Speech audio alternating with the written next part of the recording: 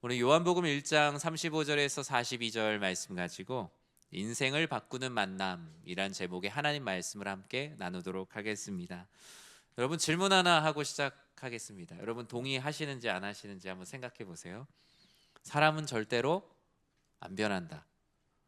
여러분, 어떻게 동의하세요? 아니면 동의 안 하세요? 동의 안 하세요? 네, 동의 안 하시는 분들도 계시고 난 동의해 라고 얘기하시는 분들도 계실 겁니다. 상황에 따라, 사람에 따라 다른 것 같습니다. 사람 절대 안 변해 라고 얘기하면 할 때 웃으면서 얘기하는 분 있나요? 하하하, 사람 절대 안 변하지, 이런 분은 없을 거예요. 아마 아주 속상한 마음에 사람 절대 안 변해, 아마 안으로 먹는 소리로 얘기를 많이 하실 겁니다. 사람들 간의 관계에서 상처를 받거나 이례적인 일들이 아니라 여러 가지 일들이 반복되다 보면 제가 앞서 말씀드린 대로 아마 말할 거예요. 변한 줄 알았는데 역시 사람 안 변해. 이 말은 일부분은 맞는 말이기도 합니다. 사람은 스스로 변할 수 있는 힘이 없습니다. 스스로라는 것이 동기부여가 크게 되지 않아요. 자기의 일은 자기가 스스로 하자라는 말이 얼마나 지키기 어려운 것인지 잘 아실 겁니다. 저도 고등학교 때 야간 자율학습을 되게 오래 했던 기억이 나는데 자율학습을 하면서 느끼는 건 인간은 자율학습으로 안 되는구나 라는 걸 많이 배웠어요.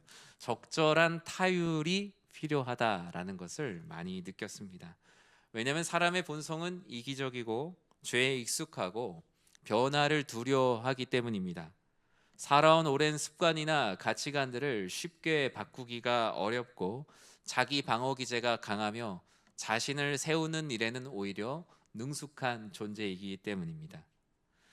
그러나 성경은 사람이 변할 수 있다라고 말합니다. 그러기에 오늘도 우리가 이 자리에 와 있는 것 아니겠습니까?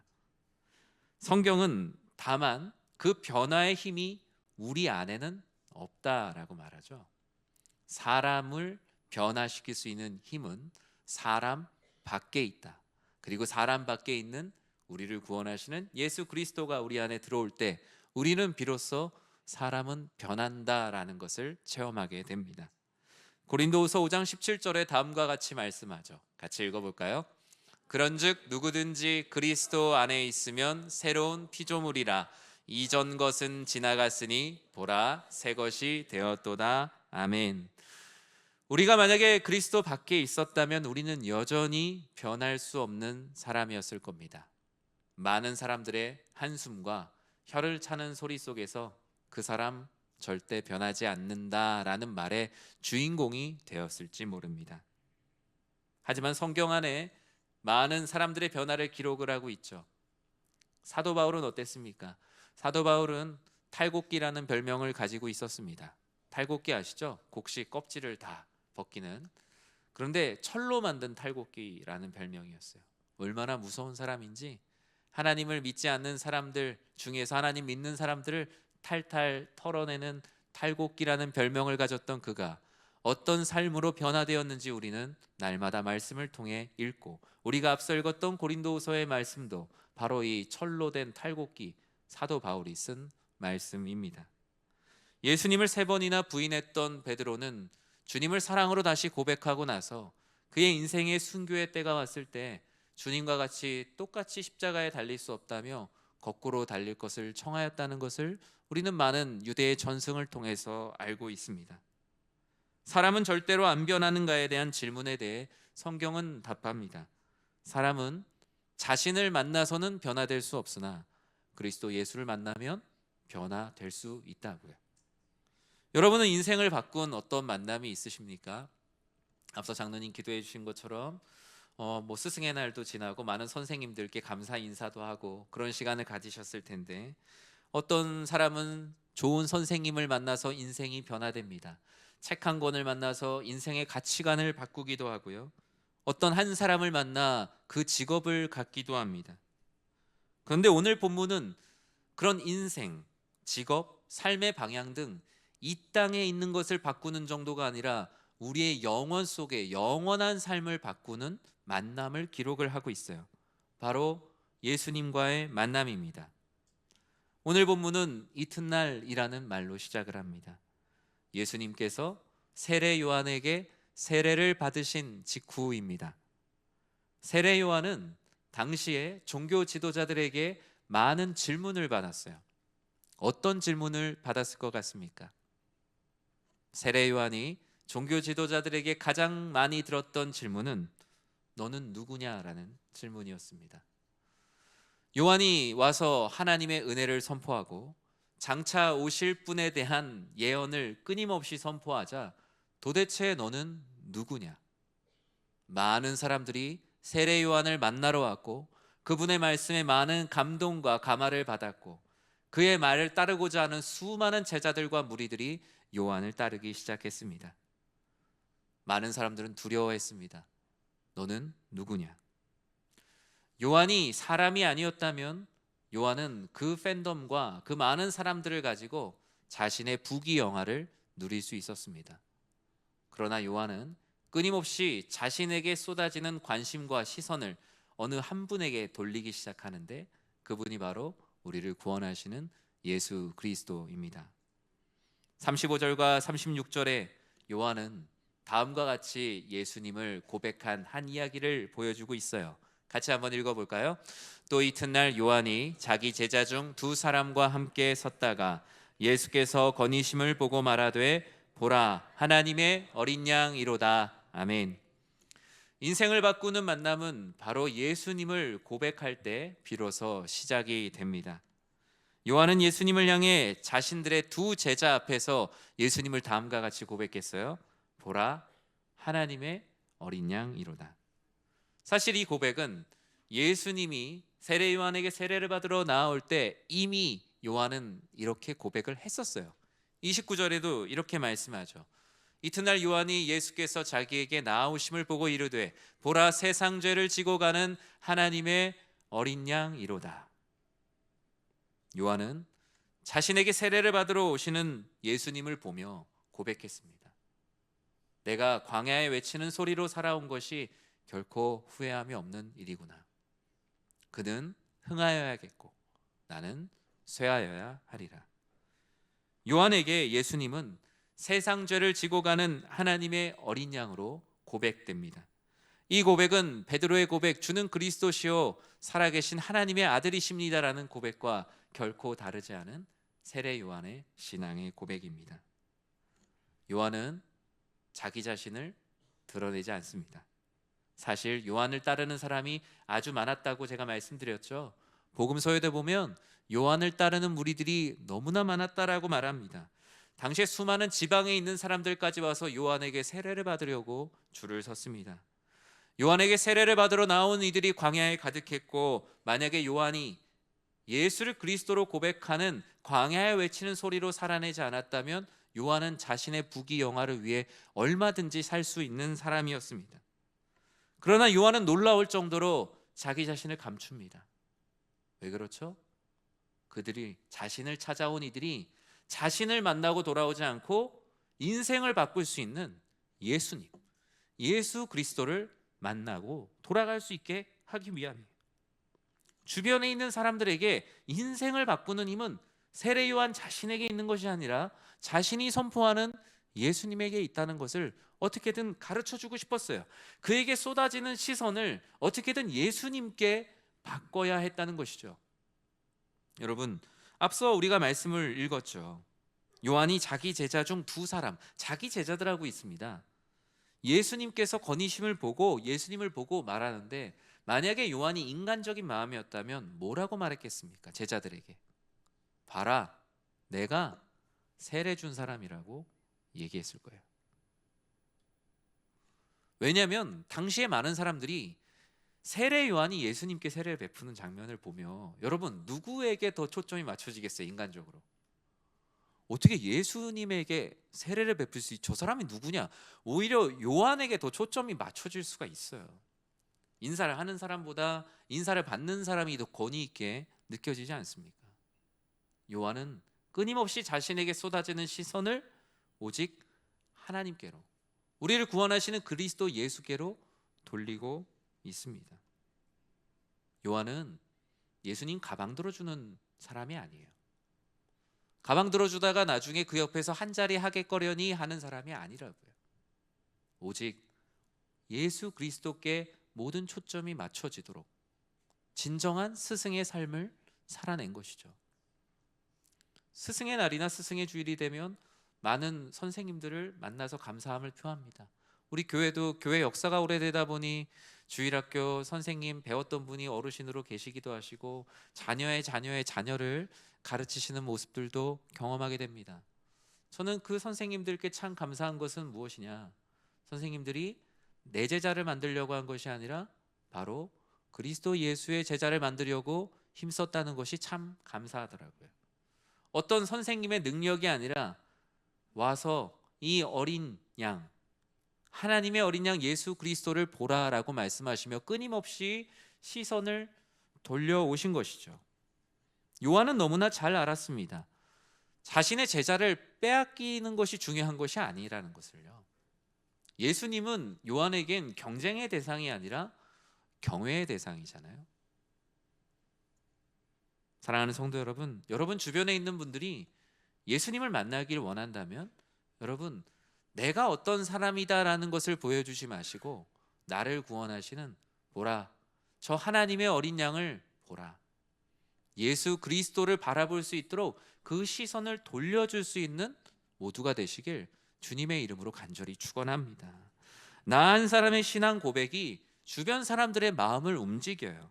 요동치게 해요. 내가 예수님을 믿고 나의 삶이 변했다, 행복해졌다, 인생의 목적이 변하였다, 인생의 이유를 찾았다라는 그 고백이 그 영혼을 변화시키는 것입니다. 요한복음 1장 38절과 39절에 보면 다음과 같은 말씀을 기록하죠. 예수께서 돌이켜 그 따르는 것을 보시고 물어 이르시되 무엇을 구하느냐? 이르되 랍비여 어디 계시오니까 하니 예수께서 이르시되 와서 보라. 오늘 이 말씀은 요한복음 전체를 관통하는 말씀입니다. 인생을 바꾸는 만남 그 두 번째가 바로 예수님께 머무는 자만이 인생이 바뀌게 될 것이다 라고 요한복음에서 끊임없이 말씀하고 있기 때문이에요. 세례 요한은 자신들의 두 제자가 예수님의 제자가 되길 원했습니다. 하나님의 어린 양을 보라라고 자기 자신을 보지 말고 예수님을 보라고 말씀했습니다. 두 제자는 이제 예수님을 따르기로 합니다. 이전에 살던 삶을 뒤로 하고 예수님의 제자가 되길 원했습니다. 예수님을 따라가니까 예수님께서 먼저 물어보시죠. 너희는 왜 너희의 길을 돌이켜 왔느냐? 너희는 무엇을 구하기에 나를 찾아왔느냐? 라고 물어보셨어요. 예수님께서 이 질문을 던지신 이유가 무엇입니까? 너희가 나를 찾아온 이유가 그냥 이 세상의 수많은 무리들처럼 너희들 잘 먹고 잘 살려고 나를 찾아왔느냐, 아니면 정말 영원한 생명에 대한 관심을 가지고 나의 제자가 되기 위해 나와 함께 십자가를 지기 위해 찾아왔느냐라며 제자로서의 목적성을 확인하십니다. 예수님을 그냥 성공의 도구로 삼으려 하여 나를 찾아왔는지, 예수님을 그 안에 영생의 소망으로 살고 품고 내고자 나를 찾아왔는지 예수님은 물어보세요. 그런데 제자들의 대답이 무엇을 구하여 찾아왔느냐라고 물어보면 무엇을 구하러 찾아왔습니다 라고 해야 되잖아요. 근데 대답이 되게 이상해요. 무엇입니까? 랍비여 어디 계십니까? 무엇을 구하러 왔느냐라고 얘기하니까 랍비여 어디 계십니까? 라고 말하는데 이 말은 선생님과의 대화 속으로 들어가고 싶습니다 라는 유대인들만 쓰는 관용적인 표현이에요. 앞에 예수님이 계시는데 어디 계십니까? 라는 게 아니라 내가 권위 있고 내가 배우고 싶고 내가 머물고 싶은 지금 당신과 한 말이라도 섞고 싶습니다.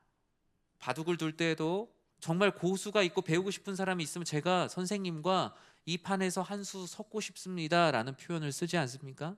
지금 이 제자들이 하는 표현이 그래요. 랍비여 어디 계십니까? 라는 이 표현은 제가 지금 선생님의 가르침을 듣길 원합니다. 선생님의 말씀 안에 머무길 원합니다. 당신의 말씀 안에 있다면 저의 인생이 변할 것을 믿습니다. 이렇게 지금 고백하는 거예요. 왜 그렇습니까? 예수님께 머물기만 하면 나의 인생이 송두리째 바뀔 것을 확신했기 때문이에요. 제자들이 그물을 버려두고 예수를 따르니라. 마태가 자신이 돈통 앞에 항상 있었는데 돈 괴를 놓아두고 예수를 따르니라. 그 모든 이유가 무엇입니까? 바로 주님 안에 머물면 이 모든 것이 중요한 게 아니라 내 인생이 바뀌게 될 것을 확신했기 때문이에요.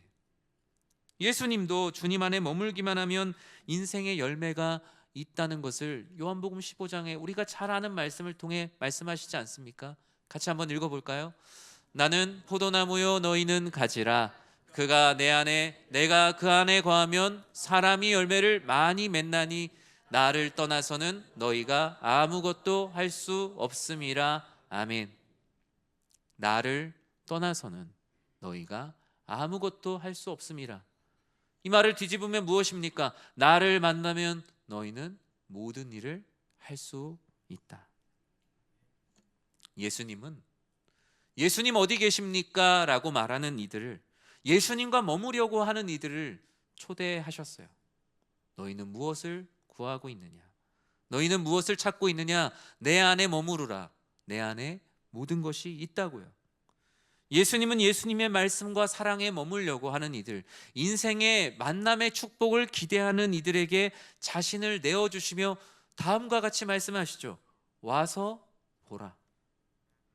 이 말씀은 요한복음 1장뿐만 아니라 요한복음에 계속적으로 끊임없이 이어지는 말씀입니다.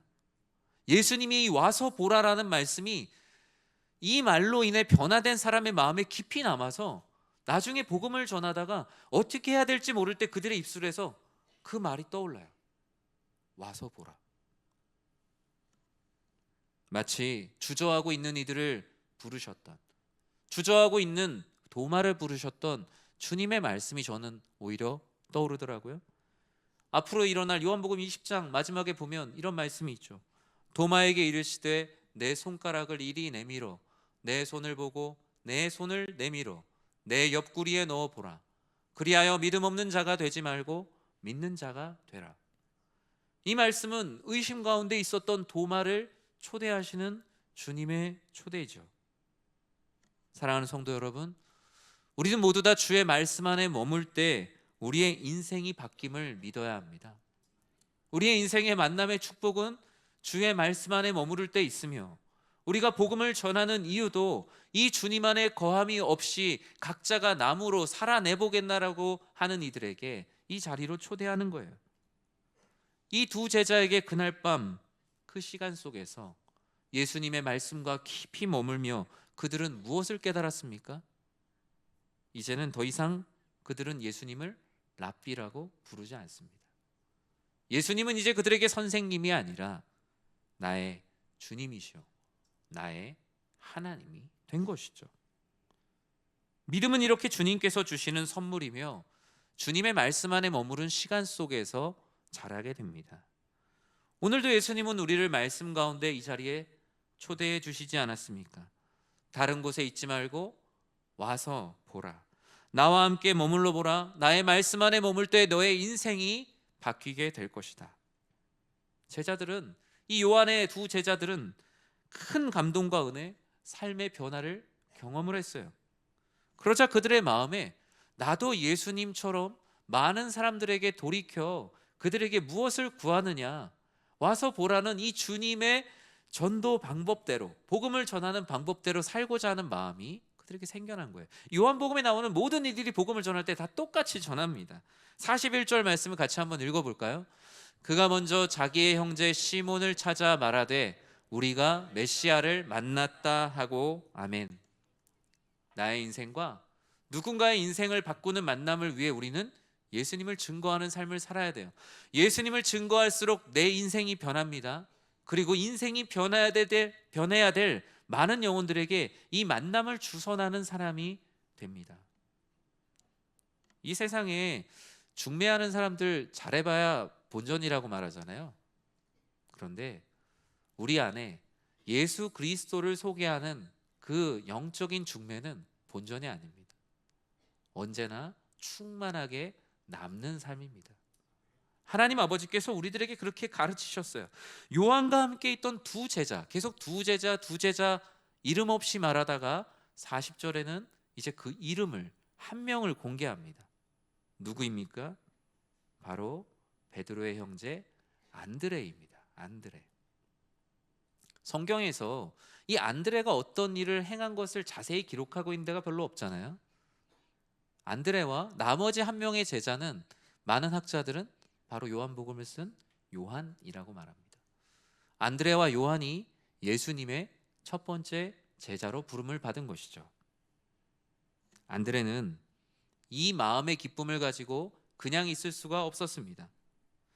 우리는 가장 좋은 것을 경험하면 가장 사랑하는 사람들을 떠올리게 되죠. 여러분, 맛있는 음식 먹으면 어떤 생각 나세요?